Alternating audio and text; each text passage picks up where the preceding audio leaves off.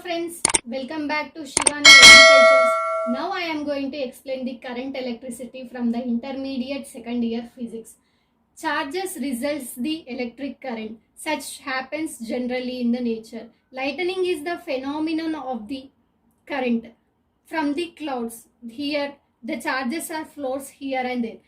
Let us discuss in detail the basic laws of the electric current. Electric current. Imagine a small area that flows the direction of positive and negative charges in the direction of forward and forward and backward direction. It is the small area.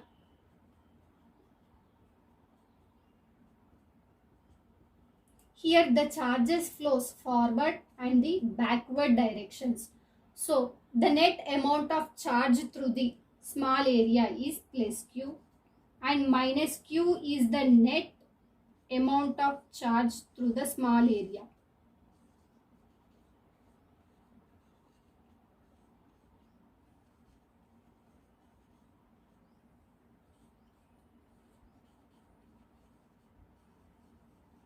In the time interval of t. Then q is equal to q plus minus q minus. This is proportional to the steady current.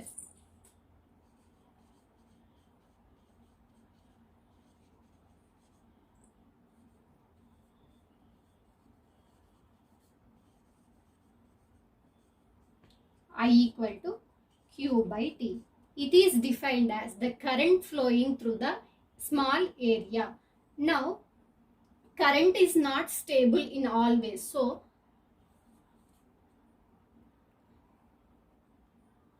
delta q be the net charge flowing through the small area of the conductor in the time interval of delta t between t comma t plus delta t. Current at the time interval t is defined as the current flowing at the conductor through time interval t is defined as the ratio of the delta q and the delta t is when the limits tends to 0. That is I of t equal to limit delta t tends to 0 delta q by delta t. Here the units of SI units of electric current is ampere.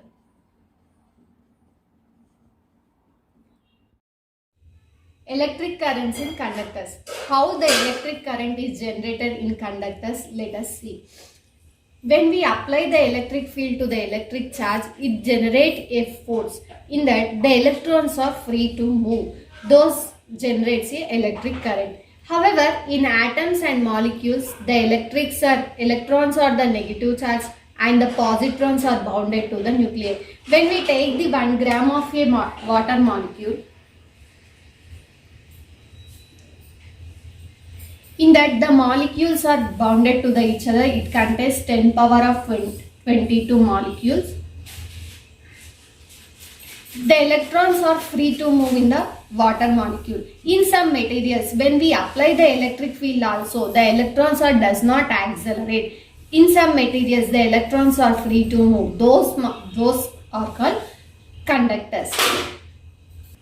Let us now see what happens to the piece of a conductor when we apply the electric field. Let us imagine a conductor is in the shape of a cylinder. It having the radius r. These are the thin discs, positive charges, and one side is the negative charges.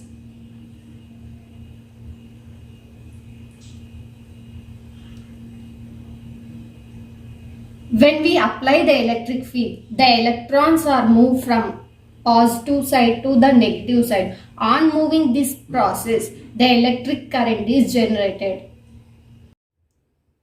In the next session, we shall study the steady current results the steady electric field from the conductors. Ohm's law. This law states the flow of currents, which was discovered by G.S. Ohms in the year of 1828. Imagine a conductor through the current I flowing through the conductor I, and V be the potential difference.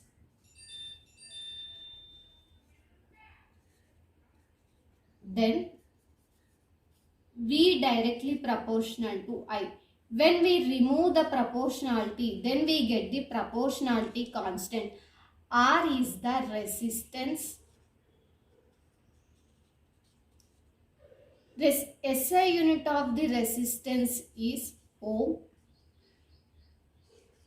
which was denoted by this symbol. Resistance not only depends upon the material, it also depends upon the dimensions of the conductor. This V directly proportional to I states the Ohm's law, when the potential difference directly proportional to the current. Consider the conductor having the area of a length L and the cross-sectional area is E. When these two slabs put side by side,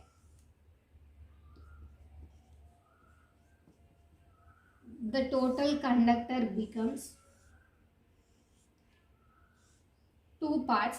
This length is L and this length is L, and having the potential differences to the ends of the conductor is V, and the area of a cross section is A and A. So when the length of the conductor is double, 2L, and when the potential differences is added, 2V. Here the current flowing through the first slab is same as this second slab, and the potential difference of the individual slab of one end is V and the other end is V. So the resistance through the RC is equal to V by I. As we know that V equal to IR and R equal to V by I. Here the potential differences is the sum of the two slabs, so 2V by I. RC equal to 2V by I. So V by I is known as, V by I is R. When we double the length, double the resistance is the important. From the above equation we know that R directly proportional to the length. Next, divide the slab into the lengthwise when potential differences is V and having the area of a cross section is A by 2, and the current through the entire conductor is half I by 2. So the resistance R1 equal to V by 2, R1 equal to V by I. Here V by I is the current half it, so I equal to I by 2. So 2V by I. V by I, V equal to IR, R equal to V by I. Substitute here 2R. When the area is double, the resistance is also double. R is inversely proportional to the area of the cross section. From above, R directly proportional to L. So combining these two equations, R is inversely proportional to the L by A. When we remove the proportionality constant, R equal to rho L by A. Rho is the proportionality constant and is the conductivity. It depends on the material but not depends on the dimensions. So V equal to IR. From Ohm's law, R equal to I rho L by A. R equal to I by A, current density, which is denoted by J. The SI units of the current density J is I is the current, so I amperes, and the area of the cross section is meter square. So ampere per meter square is the SI unit of the current density. E is the magnitude of the uniform electric field whose length is L and having the potential difference is EL. So EL equal to J rho L. L gets cancelled. E equal to J rho or J equal to sigma into E, where this sigma equal to 1 by rho. This is the Ohm's law in the equivalent form. Combination of a resistors, series and parallel. How the resistors are combined in series and parallel, let us see. The current flowing through the resistance R and having the potential from Ohm's law, V equal to IR, I equal to V by R. Some resistance are combined. So in order to calculate such combinations, there are some rules. Suppose the resistance R1, R2, the current is common here, I, having the potential difference V1 and V2. Two or more resistance are in the series combination. If one endpoint is combined to the other. If we add the other resistance also,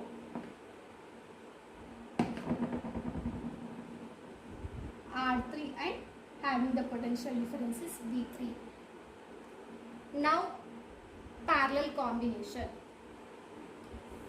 Suppose the resistance R1 and R2 having the current I1 and I2 having the potential difference V. In parallel combination the potential difference is common. So if two resistors are parallel, then one end of all the resistance is joined together. The examples for series combination is when in our festival lights the LED 0 bulbs are there. Those lights are in the series combination.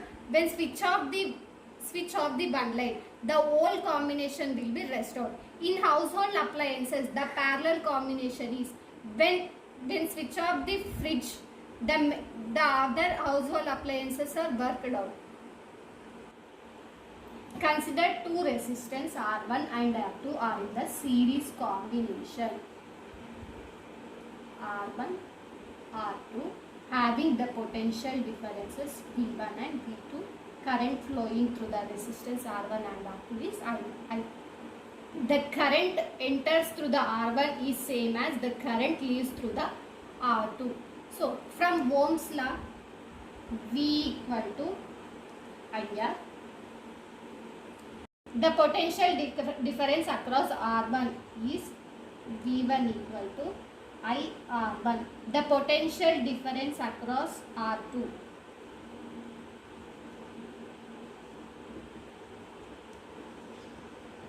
V2 is IR2. Here the potential difference across V means total, that is V equal to V1 plus V2. IR1 plus IR2. Here I am taking the I common, R1 plus R2. V by I equal to R1 plus R2. From Ohm's law we know that V by I equal to R. Substitute here R equivalent equal to R1 plus R2. This is for two resistance. For three resistance R equivalent equal to R1 plus R2 plus R3. For n number of resistance R equivalent equal to R1 plus R2 plus so on Rn. Consider the resistance are in the parallel combination R1, R2, R3 and having the current I1, I2, I3 means here in parallel combination the current divides and same potential difference means in series combination the potential difference is varies, whereas in parallel combination the current is varies. So the current flows through the A and passes through the R1, and current flows from A and passes through the R2, and the current flows from A and passes through the R3. I equal to I1 plus I2 plus I3. The potential difference between A and B is V equal to I1 R1, V2 equal to V equal to I2 R2, V equal to I3 R3. As we know, I equal to I1 plus I2 plus I3. From here, V by R1 equal to I1, V by R2 equal to I2, V by R3 equal to I3. Substitute here V by R1 plus V by R2 plus V by R3. I am taking V is common. I equal to V into 1 by R1 plus 1 by R2 plus 1 by R3. I by V equal to 1 by R1 plus 1 by R2 plus 1 by R3. From Ohm's law, V equal to IR, 1 by R equal to I by V. Substitute here 1 by R equal to 1 by R1 plus 1 by R2 plus 1 by R3. It is the R equivalent. This is for 3 resistors. For 2 resistance, 1 by R equivalent equal to 1 by R1 plus 1 by R2. For n number of resistors, R equivalent equal to 1 by R1 plus 1 by R2, so on 1 by RL. The equivalent resistance can be used to find out the current and voltages in the complicated circuits. Wheatstone bridge is the important topic. It is the application of the Kirchhoff law. Consider the circuits R1, R2, R3, R4 and having the currents I1, I2, I3 and I4. The A and C is connected through the battery E and B and D is connected through the galvanometer G. When galvanometer shows Ig equal to 0, there is no current passes between B and D. Galvanometer is a device to detect the current. When they internal resistance, the current passes through the whole circuit. G equal to 0, the bridge is balanced bridge. So we are applying the Kirchhoff law. Kirchhoff law to the loop ADBA and CDBC. I1 equal to I3, I2 equal to I4. The current entering the loop is taken as the positive and current leaving the loop we are taken as the negative. Here from the loop ADBA, I1 is the I1 minus I1 R1 plus 0. Galvanometer shows the 0 deflection plus I2 R2 equal to 0. From here I1 R1 equal to I2 R2. Let it be some equation number A. Next, from the loop CDBC, I4 R4 is the entering the current, so it is positive. I4 R4 plus 0. I3 R3 here leaving the current, so minus I3 R3 equal to 0. I4 R4, we know I4 is equal to I2.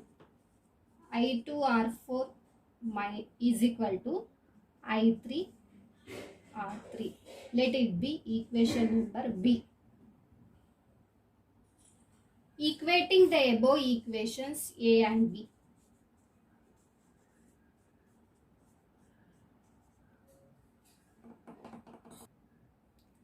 I1 by I2 is equal to R2 by R1. Let this be C, equation number C. Next, I3 by I2 is equal to R4 by R3.